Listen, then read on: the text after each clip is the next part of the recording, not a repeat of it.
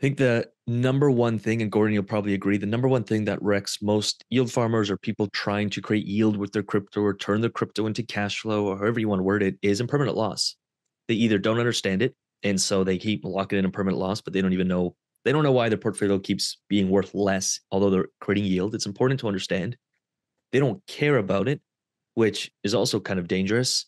And mix the two together. If I don't really understand it, so I don't care about it. And they wonder why they're not really seeing the yields and the returns they could. We want to minimize impermanent loss. There's no way around it, really, but we want to minimize it. And we want to make sure the fees far outpace the impermanent loss. And we're strategically moving our profits in a way where we can also enjoy the upside and kind of get the best of both worlds. So Gordon's going to walk us through a bit of a strategy. You created an article, I think, in the UIG last week, and we've been talking about this stuff for months, but we thought YouTube needs to know it, and we are bringing it to you.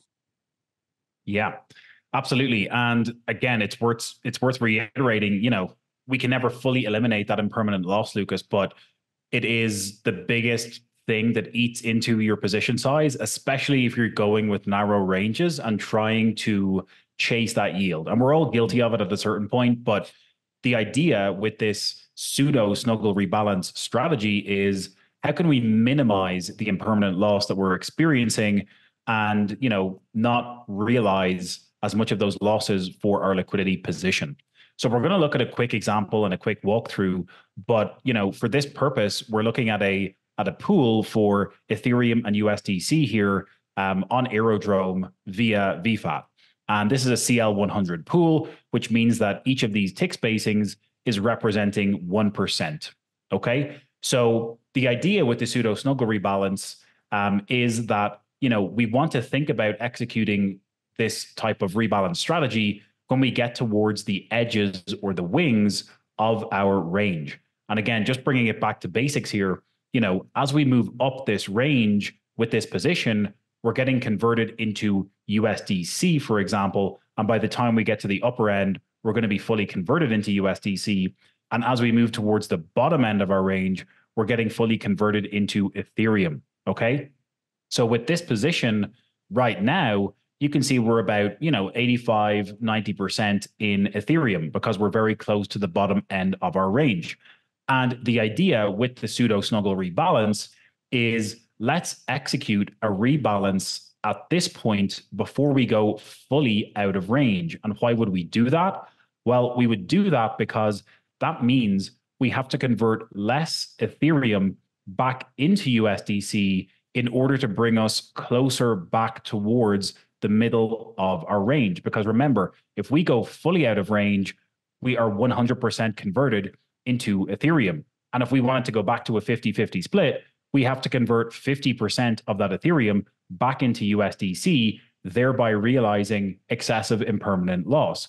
But if we execute the rebalance before we go fully out of range, we only need to convert less Ethereum into USDC to bring us back closer towards the center of our range. So again, we don't necessarily have to go back to a full 50-50 split. And it's always worth keeping an eye on the chart and the trend and where the market's moving. But for me, if I got to this type of position, and especially if I was, maybe leaving my computer for a few hours or going out for the day, I would definitely execute this pseudo-snuggle rebalance. Maybe just bring myself in 2 or 3 tick spacings. We're at CL100, so that's going to be, moving myself back 2, 3, 4% towards the middle of my range. I don't have to convert as much Ethereum back into USDC, and therefore I'm not, I'm not getting excessive impermanent loss, and I'm minimizing the amount of Ethereum I need to convert back to USDC.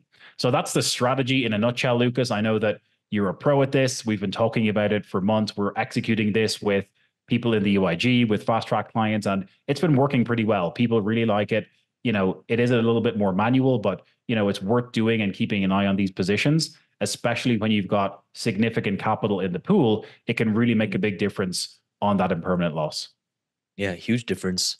I also think tracking it, like I wouldn't ignore impermanent loss. You can quickly run a scenario of if I would have held versus I would have provided liquidity, and you'll notice that the longer you can stay in range, typically you start far outpacing what you would have just in a hold position. Now that said, If it goes up by 40, if SUI goes up by 80% in 2 weeks, then you're probably shit out of luck and you probably should have held. So again, it's not so black and white. Like it does take some thought through it as what is the overall strategy.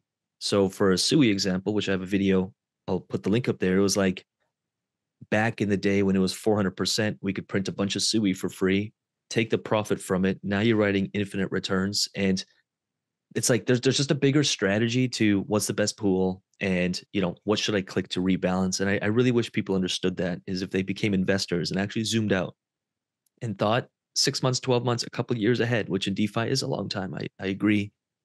You would be amazed at the returns you can make. I'm reading an investing book by it was like a prodigy from Warren Buffett. Anyway, someone who like Warren Buffett's friends with him, and he's I think an Indian guy, but he did 25 or 22% on average in their fund over like a 10-year time span, and that is like he was hero level. I'm like, you would if people understood what traditional markets do and that you could do, even if you did 50% a year on it, like you are a rock star, let alone what you can do when, when the markets are, when there's volume in the market. So I think people just have unrealistic goals or trying to get 400%. They're rebalancing, just looking at the daily of how much they're making. And then they look at the end of the month and they're like, I just kind of broke even. And I'm like, you can minimize that and you can almost eliminate that if you take Gordon's lead here and you kind of think through things and be a little strategic with it. So Yeah, I love it. absolutely. Going out of range and excessive rebalancing is our enemy. So, Yes. this strategy helps us to mitigate that and minimize the impermanent loss. And yeah, it's been working great. So good. If anything landed, let us know in the comments. If you have questions on this, we can make 620 videos. Probably not, but we can make a lot of videos for you to answer any questions you have. And I really want YouTube TV served. I'm like, whether you're going to be free with us for the rest of your life and you want free stuff, I want to make sure we serve you at a high level. Maybe you see value in community and in actually getting access to the instructors who literally manage multi-million-dollar portfolios or help build multi-million-dollar portfolios for some of our clients. Maybe you see value in that. Maybe you don't. Either way, we want to create a high level of value every time you have a touch point with us in any way. So I really hope this video is valuable. Let us know in the comments if we can do anything else for you. And with that said, like, subscribe, and we'll see you in the next one.